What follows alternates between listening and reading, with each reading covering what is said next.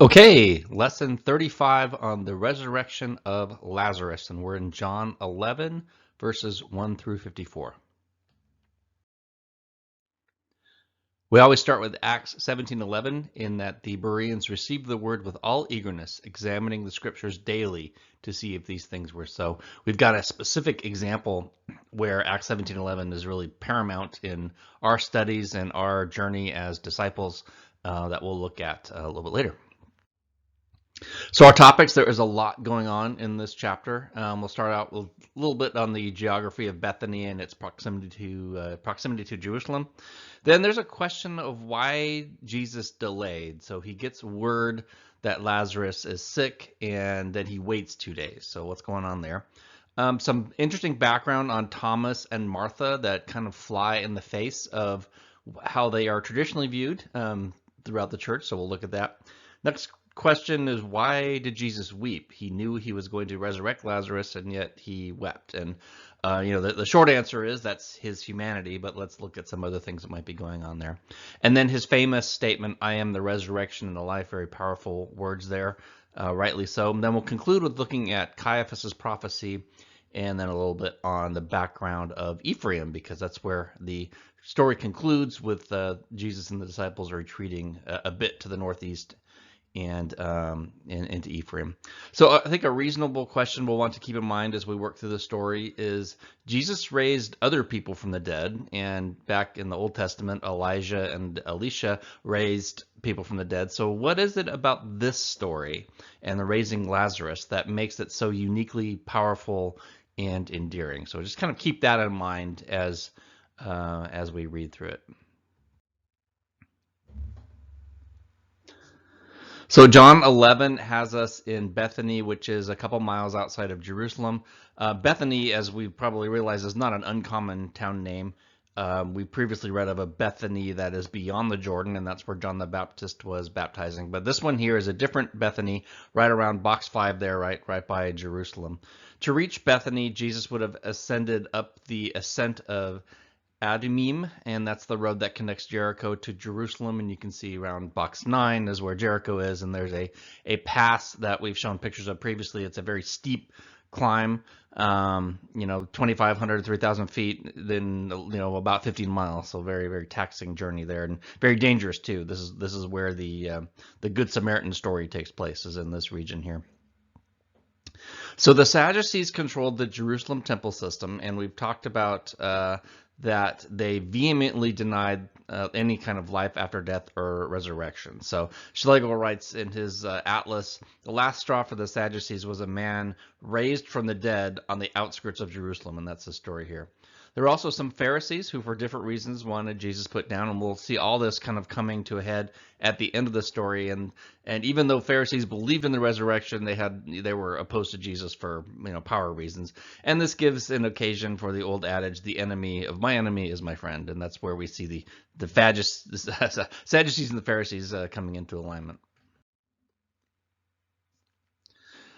Both Schlegel and Lancaster consider this the last of Jesus's major acts before his final week. So just some things that have happened in Jerusalem here. The blessings of Simeon and Anna. He was at the temple at 12 years old. That's A and B. C would be one of the three temptations took place at the pinnacle of the temple. D is the final Passover and the cleansing of, the first Passover and the cleansing of the temple. E, which is not shown a little bit off to the north, is the healing of at the pools of Bethesda. F is the Feast of Tabernacles, which we read in John 7 through 9. G was John 10 and Hanukkah, and now we are at H, which is, again, off screen, but it was Bethany for the raising of Lazarus. So this occurred sometime between Hanukkah, which is around December, and then that final Passover week of March or April. So this is kind of early in that final year. Here you can see a modern picture of how close Bethany is to Jerusalem. John gives a distance of, in the Greek, 15 stadia, and that's equal to about 1.7 miles, and corresponds to about 2 miles, close today. The town is called El Azariah in Arabic today, and that preserves the name of Lazarus. Like most of Eastern Jerusalem, it's Arabic and Palestinian land today, and they preserved the name of Lazarus for this town. So the area marked Bethany on the picture is the historic center of the village, and that's where the Catholic and Orthodox churches are located, and they kind of flank the traditional tomb of Lazarus. It's been said that Beth Hine could mean house of figs. There are some other alternate names. Beth Ani would be meaning house of the poor or the afflicted. Beth Ananiah would mean the house of Ananiah, whoever that may have been. Not Ananias, but Ananiah. We believe that the family of Lazarus must have had access to some kind of means. John 12, verse 3 says the ointment that Mary had that she anointed Jesus with was very expensive. Lancaster in his commentary noted that a house large enough to host Jesus and the disciples would have implied considerable financial standing. So they were better off than most. Schlegel also writes that the raising of Lazarus was one miracle which Jesus deliberately made more spectacular than it otherwise might have been. Here there was no admonition to tell no one. Jesus intentionally waited until Lazarus was dead. He came to a village on the outskirts of Jerusalem, and with many witnesses present, shouted for the man to come out of the tomb. News of this incredible deed spread throughout Jerusalem. And he continues, by raising Lazarus in this spectacular way, Jesus not only gave a grand public display of his power, but also set up his ministry in Jerusalem for the coming Passover. On the one hand, Jesus had ignited the fascination of the people, which provided the protection he wanted for his final week in Jerusalem. On the other hand, Jesus knew he was to die in Jerusalem. By raising Lazarus, Jesus set into motion the plans of those who at the Passover would put him to death. He was in control of the circumstances in ways that are beyond normal understanding. So by the end of John 11, we will see that Passover is at hand and Jesus' final week is almost upon us. And in John chapter 12 begins John's account of the triumphal entry. So all of this is leading up to the grand conclusion. John 11, verse 1. Now a certain man was ill, Lazarus of Bethany, the village of Mary and her sister Martha. It was Mary who anointed the Lord with ointment and wiped his feet with her hair, whose brother Lazarus was ill. So the sisters sent to him, saying, Lord, he whom you love is ill. But when Jesus heard it, he said, this illness does not lead to death. It is for the glory of God, so that the Son of God may be glorified through it. Now Jesus loved Martha and her sister and Lazarus. So when he heard that Lazarus was ill, he stayed 2 days longer in the place where he was. So odd beginning, right? Not the answer to prayer that we would want. When we pray something, we need Jesus now. And here he says he delays. Verses 5 and 6 seem to contradict. If he loved them, then why didn't he depart immediately? So that kind of they don't flow. Dr. Eli in his commentary believes the intent is that Jesus waited so that the Son of Man may be glorified, and not that he didn't love them. So that would make, in his reading, verse 5 as a parenthetical statement, and really verse 6 should follow verse 4. The reason he waited was so that the Son of God may be glorified. This recalls the healing of the blind man who was born blind. And so when they asked Jesus whose sin was responsible for the man being born blind, Jesus replied, neither, but it was so that the works of God might be displayed. And so this is very similar to that. So Dr. Wayne Stiles has a video series too, where he goes through the different sites and he and gives a devotional each site. And so for Bethany, he focused on this matter of Jesus delaying. He suggests that the solution is not because Jesus is ambivalent, but because of his sacrificial love for that family, and he has that same sacrificial love for us. I'm paraphrasing here, but the thought is that if Jesus had answered immediately, all they would have felt is immediate relief. By delaying, the grief could set in. Jesus himself would weep to let us know that he feels our pain, and not the way a politician says that they do, but he really feels it, and those are my words, not his. There's a logic to the thought that you have to hurt deep enough for the healing to mean something.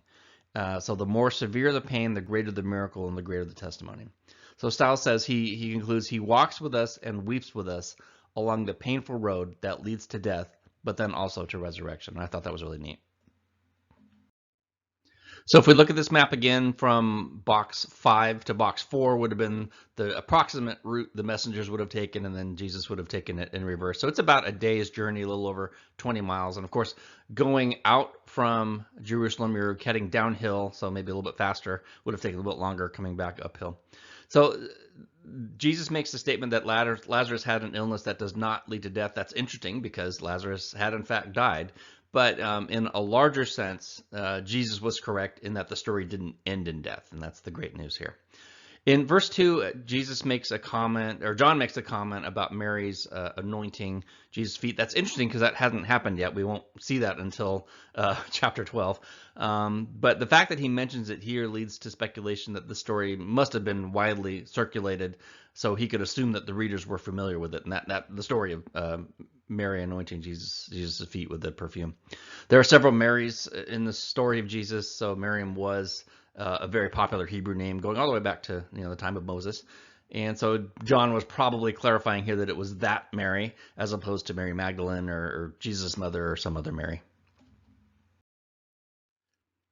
Then after this, he said to the disciples, "Let us go to Judea again." The disciples said to him, "Rabbi, the Jews," which we remember John writes this term Judaioi, and that gets translated as Jews, "were just now seeking to stone you, and you are going there again?" Jesus answered, "Are there not 12 hours in the day? If anyone walks in the day, he does not stumble because he sees the light of this world. But if anyone walks in the night, he stumbles because the light is not in him." After saying these things, he said to them, "Our friend Lazarus has fallen asleep, but I go to awaken him." The disciples said to him, "Lord, if he has fallen asleep, he will recover." Now Jesus had spoken of his death, but they thought he meant taking rest in sleep. Jesus told them plainly, "Lazarus has died, and for your sake I am glad I was not there, so that you may believe.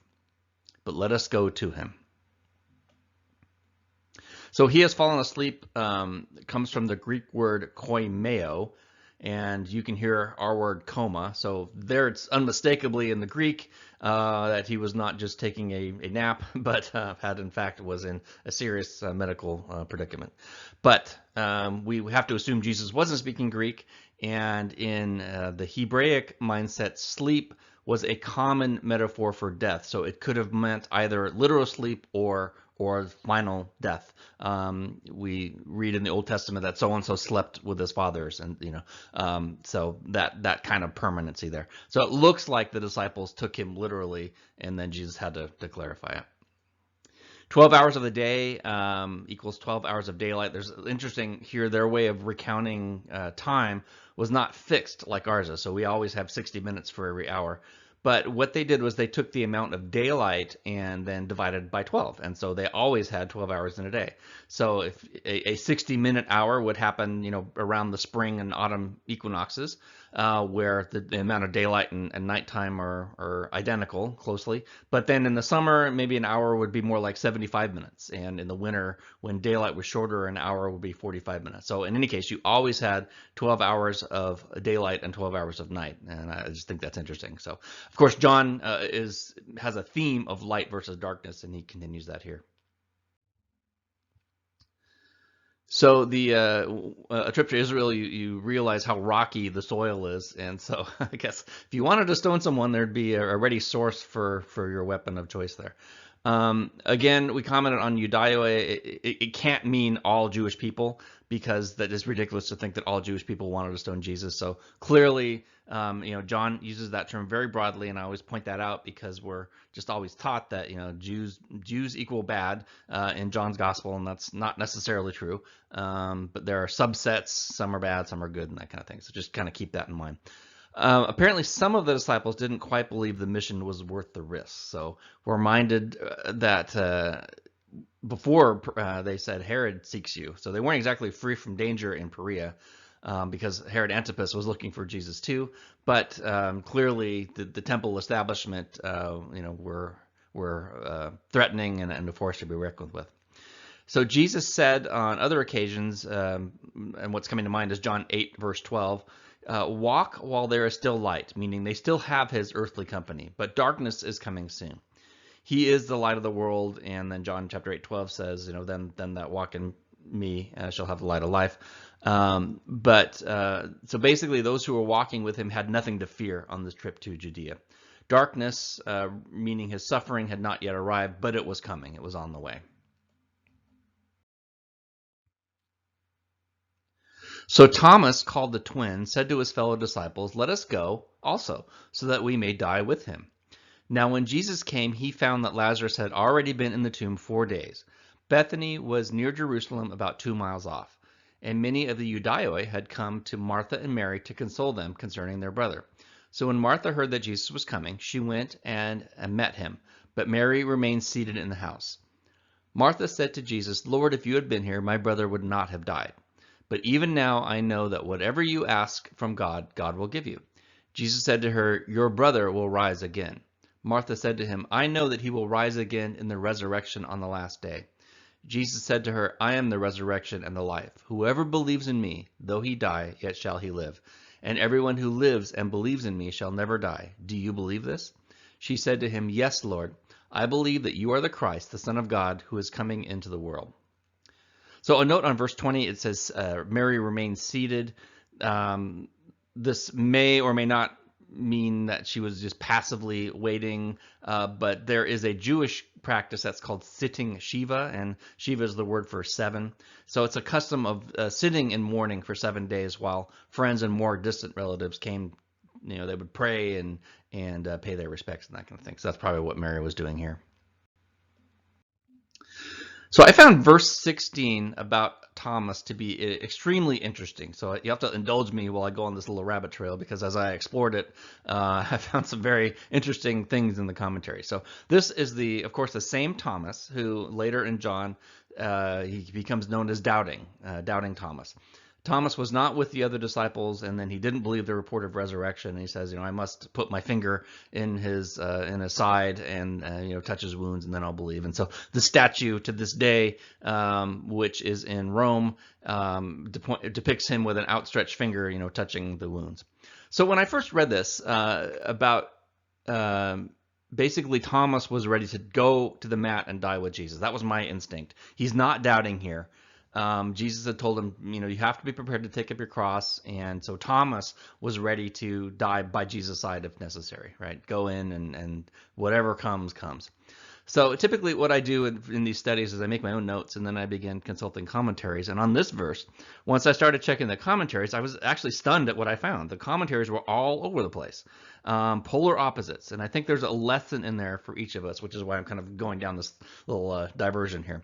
So different commentaries actually had polar opposite opinions on what was going on here. And I found that interesting. So Lancaster, who's my primary source, he's got the 5-volume series on the Gospels. He and I were, we saw it the same way. But Dr. Eli, who wrote a book on the Jewish Gospel of John, David Stern and J. Vernon McGee see it completely differently. Now, I don't normally read McGee until after I've recorded, just a little little thing I do, because in our men's study, we talk about McGee, so I like to kind of do it without his influence, kind of thing, and just kind of see what he says later. But anyway, they see it as I had to look in this instance just because it was so different. They see it as his disbelief in Jesus' power to resurrect, which foreshadows his famous failure at the resurrection. So I just found it interesting at how great, smart men can look at the same story and see it totally differently. And again, I think there's a model there for us. The Believer's Bible Commentary also saw this as another failure, whereas the Bible Knowledge Commentary saw Thomas as exhibiting great leadership and commitment. John Corson from Applegate in his commentary said Thomas showed great courage. Craig Keener, another one of my primary references, said he showed commitment and, in a sense, probably foreshadowed the fate of martyrdom that awaited most of the apostles. So I bring all this up to say that no commentator, even great guys whom we trust, they can't be right all the time. And I know I'm not always right. And it reminded me of Chuck Missler's quip. He used to say, where two people agree, one is redundant. And that was just kind of a funny way of saying, disagreement and academic inquiry, that's not the same as disunity. There's value in hearing opposing viewpoints, checking it against Scripture, and then forming our own conclusions. Perhaps we need to wrestle with the text a little bit to come to that conclusion. So that is, to me, that's why I start with Acts 17:11. We're not just to believe what one person says, but we're to kind of form our own opinion and do our homework and do our research. I will note that in support of my view that this is not Thomas didn't err here. Jesus did not rebuke Thomas for any supposedly erroneous conclusion, if that's what it was. Now, with that said, John Corson goes a step further in defending Thomas. He might not even been out of fellowship in John 20. So let me read his quote here. When the other disciples were saying, "Don't go near Jerusalem," and this is in John 11, Thomas says, "Let's go and die too." I think this shows real devotion and true courage. When Jesus appeared to the disciples in the upper room after his resurrection, Thomas wasn't there. Why? I suggest that while the other guys were hiding in the upper room, Thomas was the only one who had the guts to be out on the street. A lot of times I think we read things into the lives of Bible characters that aren't totally fair. I think Thomas, for example, is one who deserves a lot more credit. And to me, when I read that, that is how you give someone the benefit of the doubt, and that is how you don't always buy the party line of the the church that says, Thomas was a failure. So anyway, all of that, small verse to kind of maybe make a larger point about our discipleship and our path and how we interpret and apply Scripture. All right, back to our story. He'd already been in the tomb for 4 days. So this photo shows the ancient area of Bethany, including 2 churches. The 2 spires there are opposing churches. And then the orange sign in the middle, lower middle of the screen, if you can see that kind of stands out there, that points to the tomb of Lazarus.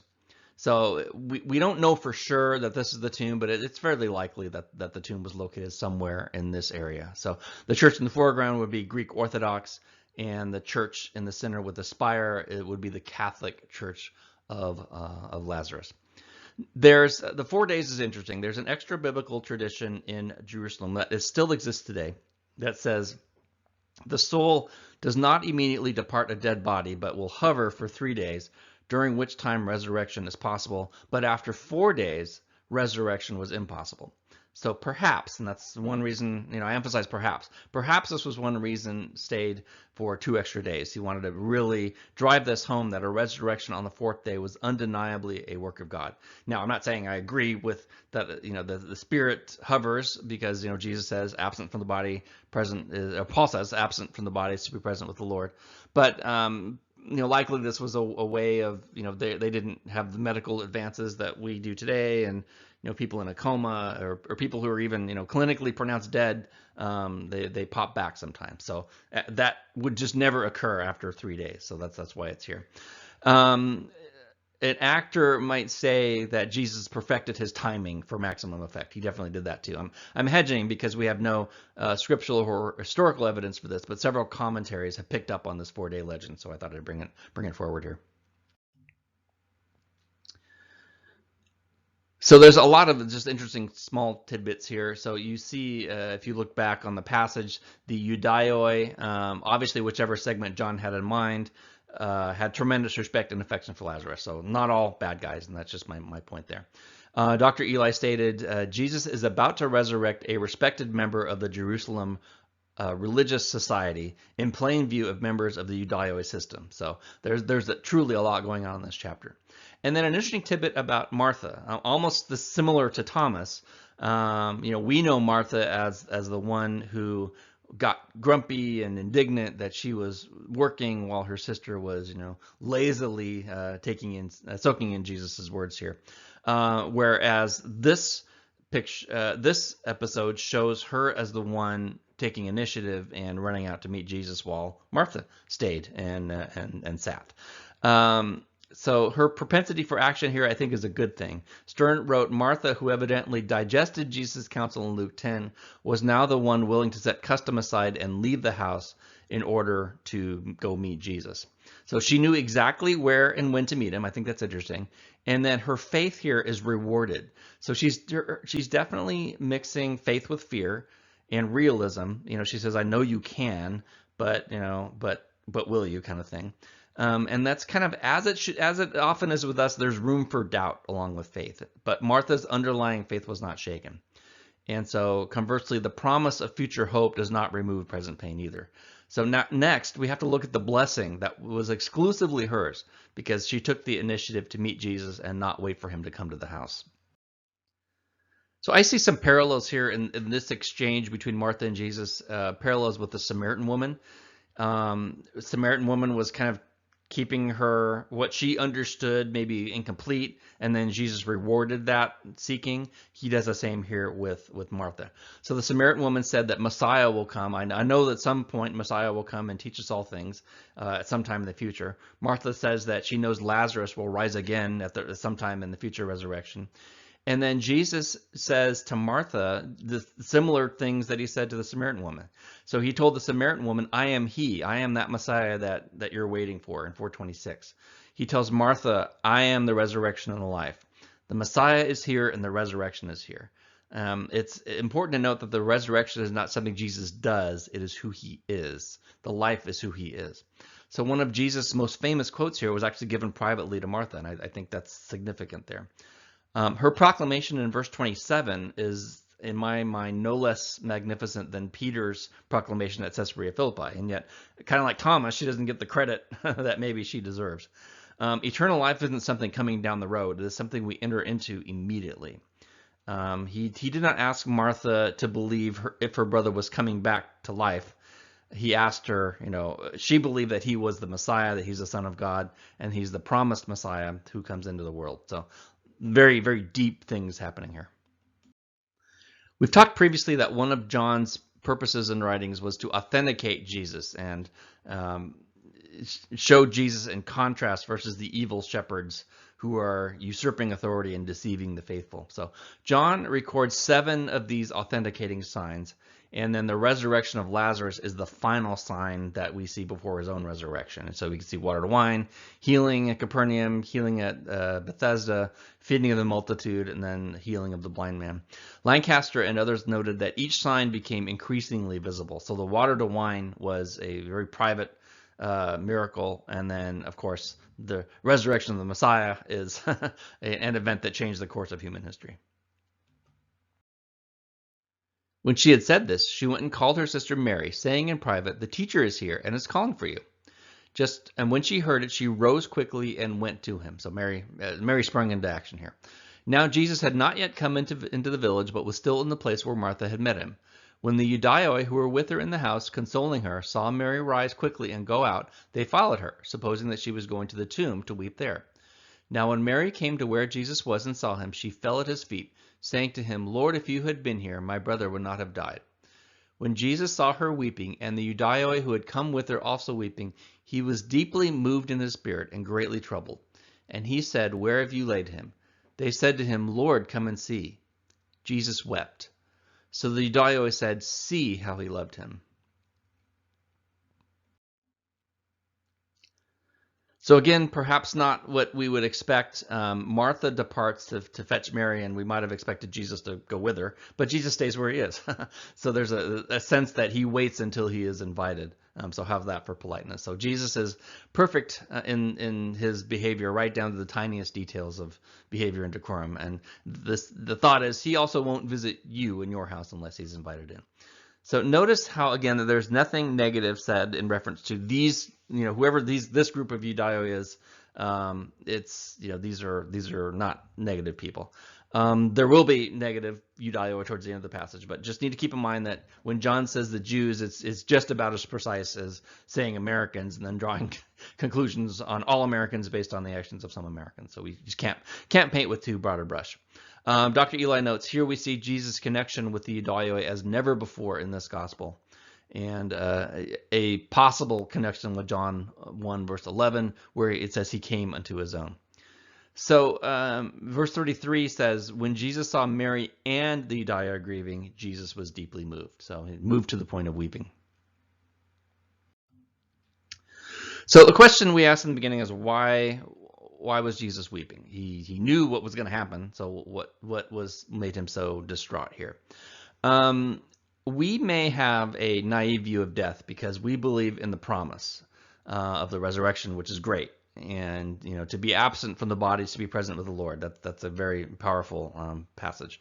But we can't lose sight of the fact that death is not good. Now, after a period of suffering, it may be welcome, especially for those maybe caring for an aging loved one who can't function anymore for whatever reason. But and I'm indebted to Dr. Bierman for kind of opening my eyes on this and giving me another way to look at this. When you look at a dead corpse, you can't say that Uncle Jimmy is in a better place. His soul may be in a better place, but his body is dead. His body is decaying, and as we'll see soon, the smell of decaying flesh is not pleasant. Basically, death is wrong, and it shouldn't be. In the early chapters of Genesis, the Bible makes it very clear that God created us to be body and flesh. The real you is body and soul. The real you isn't just your spirit or your soul. Death only came about as a result of the fall. So death, in fact, as Bierman put it, places us in a deficit situation. To be all who God calls us to be is to be human and not a half-human spirit. And that's why the resurrection is so powerful. So Easter is not just a get out of hell free card, right? It is, and that's what we're celebrating. But if we stop there, I think we're cheating ourselves. The real victory is that death, the separation from our body, from our soul, is only a temporary situation. So I mention all this because, Jesus, look at what Jesus does here. He wept. And I think it can be easy to miss the emotion of this passage. So why did he weep? The underlying Greek suggests Jesus was even angry. So he was emotional and upset and distraught. And he's not angry at the false piety. He's not angry at the mourners or Jewish religious extremism. The passage mentions none of this. He's angry at death. Death is mankind's literal mortal enemy. It's a very, very bad thing. Lazarus was his beloved friend, and death had robbed him. Even though he knows he's about to resurrect Lazarus, death is still abhorrent to God. And I think this gives a whole new meaning to reading that Jesus wept. Verse 37, but some of them said, could not he who opened the eyes of the blind man also have kept this man from dying? Then Jesus, deeply moved again, came to the tomb. It was a cave, and a stone lay against it. Jesus said, take away the stone. Martha, the sister of the dead man, said to him, Lord, by this time there will be an odor, for he has been dead 4 days. Jesus said to her, did I not tell you that if you believed, you would see the glory of God? So they took away the stone, and Jesus lifted up his eyes and said, Father, I thank you that you have heard me. I know that you will always hear me, but I said this on account of the people standing around, that they may believe that you sent me. Again, that authentication here. When he had said these things, he cried out with a loud voice, Lazarus, come out. The man who had died came out, his hands and feet bound with linen strips, and his face wrapped in a cloth. Jesus said to him, unbind him and let him go. So verse 37, back to the top there, is not an unreasonable question, and I think it's one that we still ask today when God doesn't move according to our time schedule, right? So I can give them the benefit of the doubt here. Why wasn't he here earlier? This never would have happened if only God had moved. So Jesus could have easily healed Lazarus before he died. So why didn't he, right? I think these why God questions are some of the hardest to answer. Why does a God who is totally good and a God who is totally powerful still allow evil? And it's a question we really can't answer. So this is a reasonable question before the actual resurrection of Lazarus. There's also a reference to the Bethesda healing of the blind man a couple chapters earlier. So we know that word has obviously made its way throughout the region. And at the time that was also unheard of, a man who was born blind. So this was a test to see, is there anything Jesus can't do? Is there something that's beyond his ability? And so we're about to find that out.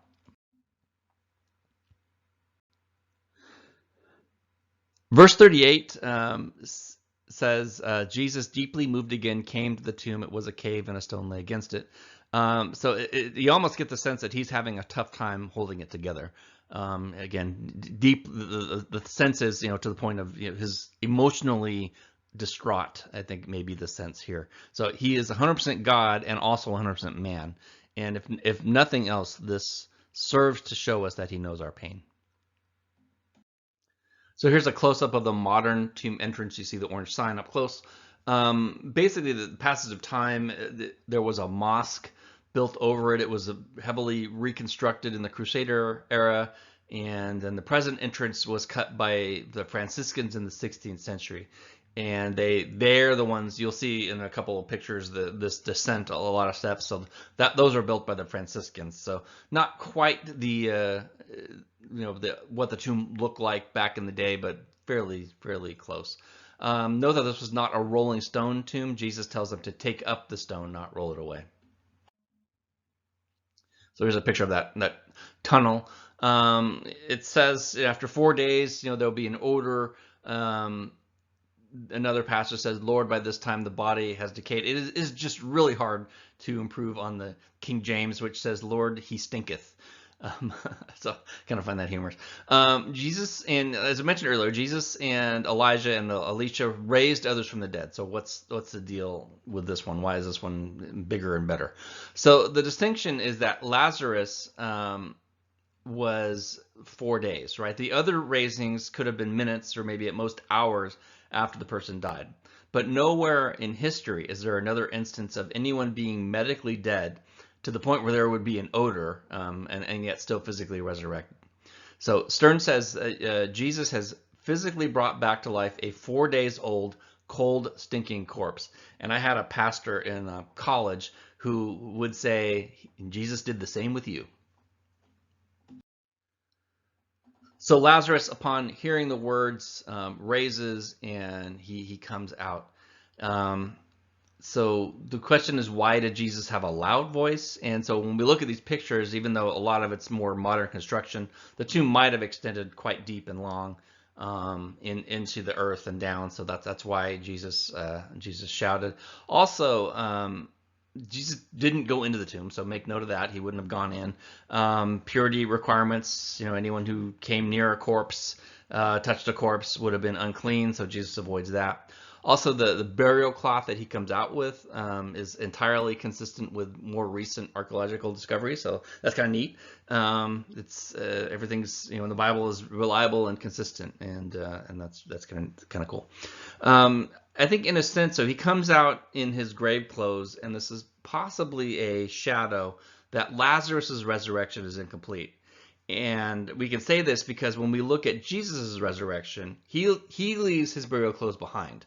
Lazarus was resurrected to a mortal body, whereas Jesus left mortality behind. And in fact, some people have even asked, kind of what's the point of Lazarus' resurrection, right? And now he died once, and now he gets to die again someday. He's there. Lazarus is not walking around to this day, so he died again. And so, kind of, why did he do that? That's the question for another day. In Jesus' prayer, he quotes Psalm 18:21, and again, I find this fascinating. I thank you that you have answered me and have become my salvation. In Hebrew, the word for salvation is Yeshua, and that is Jesus' Hebrew name. My salvation has a personal pronoun suffix, and so it would say Yeshua T, and that means my salvation. And it also means my Jesus. So we can say my Jesus, my salvation with, completely saying pun is intended there. He is not a miracle worker by his own power. His power comes from the Father. So I think that's one thing that he's displaying here. And again, John is intent on authenticating Jesus. And next, his shout into the tomb, I think, recalls John 5:25, where he says, truly, truly, I say to you, an hour is coming and is now here when the dead will hear the voice of the Son of God, and those who hear will live. Lazarus was a great example of that.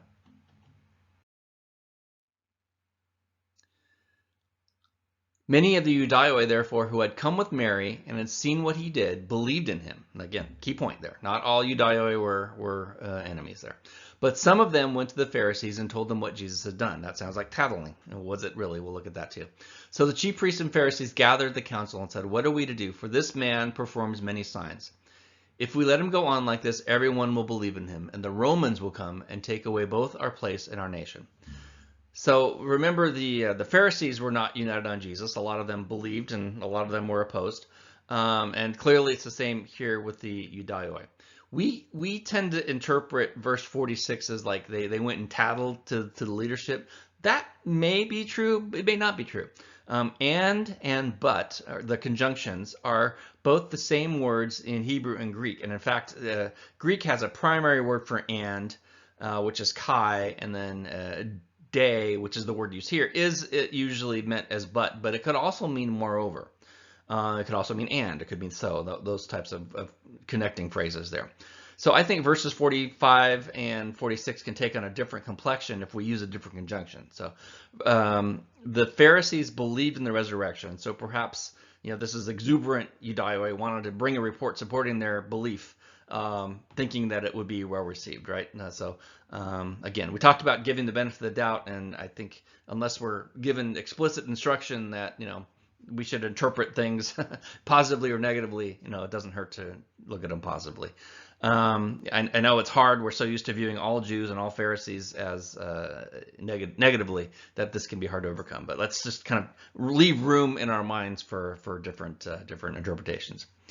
Verse 42 says, many of the rulers believed in Jesus, and we know that Rabbi Gamaliel, who was at one time the president of the Sanhedrin during the time of the apostles, he basically said, leave him alone. He did not condone these kind of lynch mob kind of tactics. So whether he believed in Jesus, we don't know, but at least they weren't actively opposed to him. Not all of them were anyway.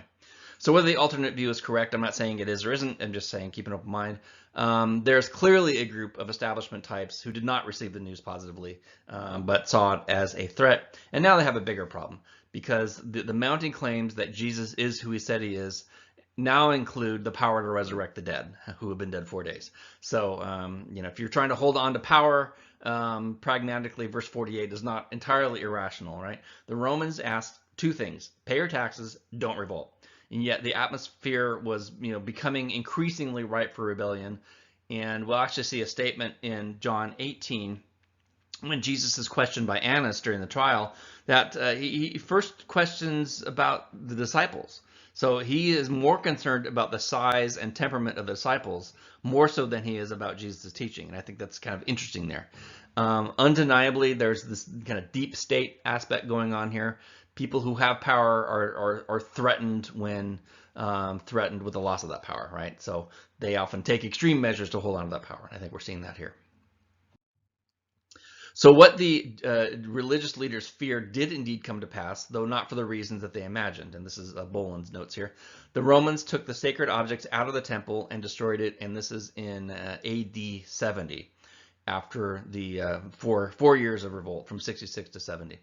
The Arch of Titus, which you see in these pictures, you see a close-up here of the Romans carrying off the temple implements, most notably the menorah or menorah.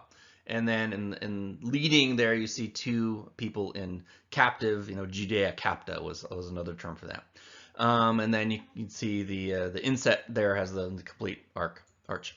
It was constructed by Emperor Domitian to honor Titus and Vespasian for their conquest of Jerusalem and their victory over the Jews. And it's kind of still stands today in Rome. That's kind of neat. Dr. Cargill, in one of his lectures, pointed out that today winners are expected to be very gracious, right? The team who wins the Super Bowl will give all credit to the other team. They're a worthy opponent. They deserve to be here. Kind of just wasn't their day, kind of thing. Cargill points out it just wasn't that way in the ancient world. I mean, you gloated, you were bombastic, you were in your face, you shamed the defeated, and you erected monuments. And their monuments were meant to give second thought to anyone who might think of going against you in the future. You want this to happen to you? What happened to them? Come on, bring it on, and you'll see what happens when you mess with Rome, kind of thing. So just that interesting dynamic of kind of this gloating, and the Assyrians were kind of famous for this. They would have these reliefs, huge, about their conquests and kind of the things they did to people who went against them. So again, what's fascinating about this is the panel. It actually preserves what these implements look like. So you can see the menorah, the table of showbread is also there, and again the kind of victory boast from Titus.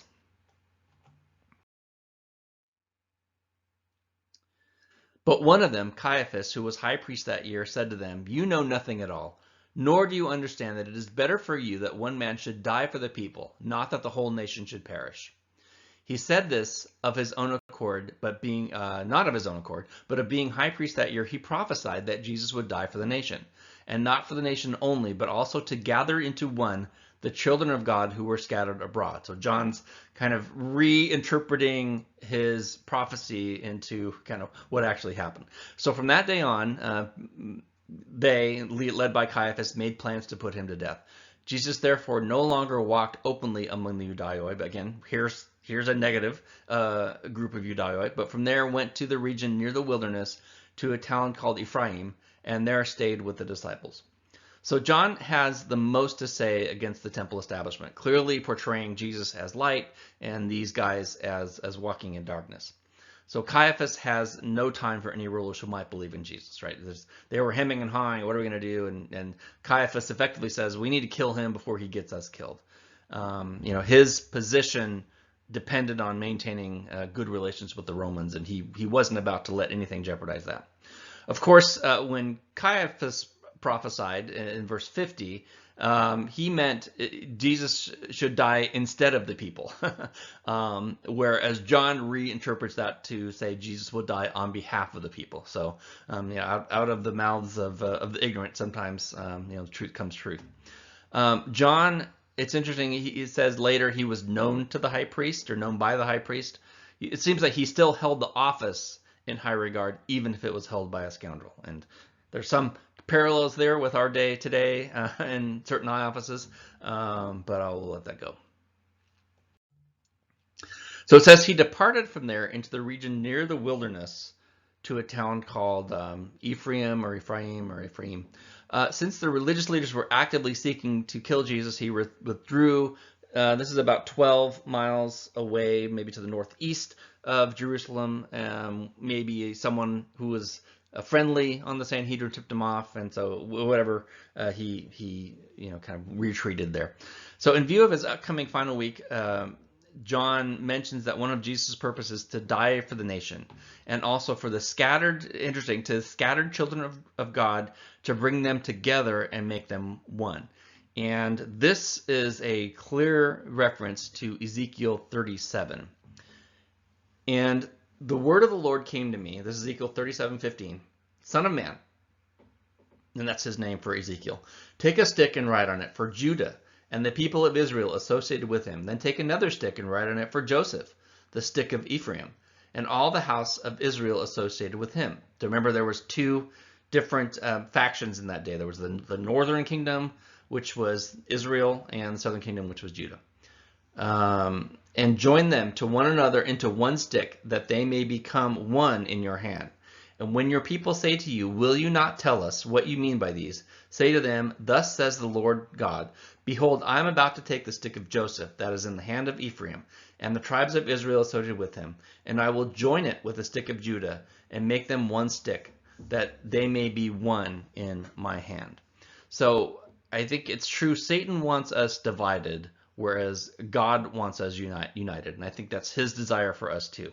If we read on, it says, I will make them one nation in the land on the mountains of Israel, and one king shall be king over them all. And they shall no longer be two nations, no longer be divided into two kingdoms. They shall not defile themselves any more with their idols and their detestable things, or with any of their transgressions. But I will save them from all the backslidings in which they have sinned, and I will cleanse them. They shall be my people, and I will be their God. And I think that's beautiful. He doesn't just resurrect us so we can continue to wander in our own directions. He resurrects us to finally be who we were created to be, his people, and for him to be our God, and to walk in unity with one another and not be divided. I think that's really cool. So Ephraim, if you can see the yellow circle there, it's box 6. On Schlegel's map, and it's again about 12 miles northwest of Jerusalem. It's known as Tibia in Arabic today, which I think is interesting. Lancaster includes a footnote. Tibia means good in Arabic because the letters that form Ephraim are equate to demon in Arabic. So no one wants to live in a town called Demon, so we're going to change the name here. So by reading John 11 verse 55, John's narrative reads as if Jesus stayed in Ephraim until it was time for Passover. If we try to reconcile Luke's and John's chronology, which admittedly not an easy task, it appears Jesus might have made one more round trip, and you can see the dashed purple line there, up to Galilee and then back around for the final triumphal entry. So we're heading to the end here, but we have a few more episodes to pick up in the other Gospels, primarily Luke 17, 18, and 19, which will have the 10 lepers, the persistent widow, some teachings on divorce, and then finally Zacchaeus and Bartimaeus in Jericho. And that you can see that on the map there in box 9, all kind of building up towards that triumphal entry in Jerusalem. So a fairly common synopsis of the Lazarus story in terms of personal application goes like this. It says, first he was dead.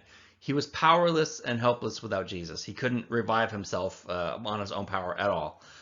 Then after Jesus raises him, he's defeated. He's raised, but he's still wrapped by his grave clothes. He can't move very easily. He's trapped. And then once Jesus says, release him from his clothes, then he's truly set free. He leaves the past behind. And then that makes him dangerous because we'll read in a few verses that the authorities tried to silence him. There was a plot to kill Lazarus, lest even more people decide to follow Jesus. So then he became dangerous. And then the application goes that this is a picture of us, right? We have 3 stages just like Lazarus did. Before Jesus, we are spiritually dead. There's nothing we can do. Jesus has to resurrect us spiritually, and that can only be described as a miracle. Then we get saved, but many of us are still defeated. And usually this means there are things that we haven't let go of, right? Old habits or whatever emotional baggage we had from our prior life that kind of hinders our walk and prevents us from being fulfilled. Then, as we mature, we begin to let go of these things, and then we become, kind of on fire. We become dangerous, and we start making enemies maybe, and are not welcome in certain places, and kind of people we have to choose a different group of friends because others don't want to be around us. So the application is then, which Lazarus are you? Are you still defeated? If you're dead and you need to be raised to life, then let's take care of that. Have Jesus take care of that. But a lot of us, I think, maybe are still in a sense in the defeated stage, and the goal there is to be like Lazarus and move from defeated to dangerous. So next time we'll pick up those episodes. I think we'll have the 10 lepers in the next lesson, and we will see you then.